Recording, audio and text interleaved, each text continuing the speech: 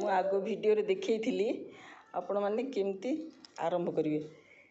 Chain କରିକି ତା ଉପରେ ଡବଲ କ୍ରୋଚେଟ୍ ସବୁ ଦିଆହେଇଛି, ପରେ କେମିତି ଭାଗ ଭାଗ କରିକି ଦେବେ। ତ ଏମିତି ବଢ଼ି ବଢ଼ିକି ଯିବ। ଦେଖନ୍ତୁ ଏଠି 3ଟା, ଗୋଟେ ଖାଲି ରହିଲା, ତାପରେ 3ଟା ମୁଁ ବର୍ଡ଼ର ପାଇଁ ଦେଇଛି।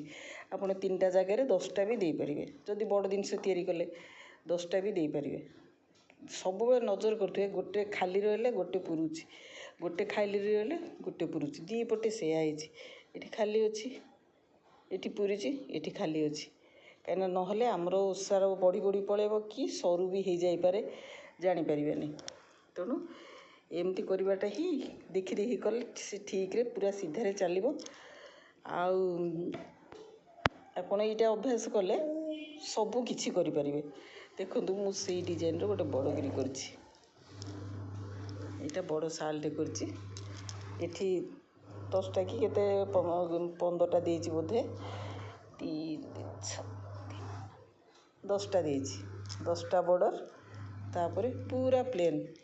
এটা କିଛି ଡିଜାଇନ୍ କରିବାକୁ ପଡ଼ିନି, କିଛି ନାହିଁ, କେବଳ ସେଇ ଡବଲ୍ କ୍ରୋଚେଟ୍ରେ ଶାଲଟା ହେଇଛି। ଦେଖନ୍ତୁ କେମିତି ଲାଗୁଛି। ଆପଣ ଯେଉଁ କଲର୍ରେ କରିପାରିବେ, କିନ୍ତୁ ଏମିତି ବର୍ଡ଼ରଟା ଦେଇକି କରିବେ। ଲାଷ୍ଟକୁ ଝାଲର ଲଗାଇବେ। ମୁଁ ଝାଲର ଲଗାଇ ସାରିଲା ପରେ ଦେଖେଇବି ଏଇଟା କେମିତି ହେଇଛି। ଆପଣମାନଙ୍କୁ କେମିତି ଲାଗୁଛି। ସାଦାର କିଛି ଗୋଟେ କରିସାରନ୍ତୁ, ତାପରେ ମୁଁ ଅଲଗା ଡିଜାଇନର ସବୁ ଧୀରେ ଧୀରେ ଆପଣଙ୍କୁ ଦେଖେଇବି। ଦେଖନ୍ତୁ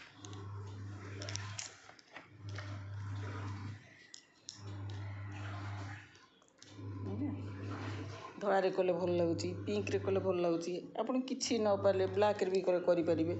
ଯେଉଁଥିରେ କଲେ ବି ଏଇଟା ସୁନ୍ଦର ଲାଗେ।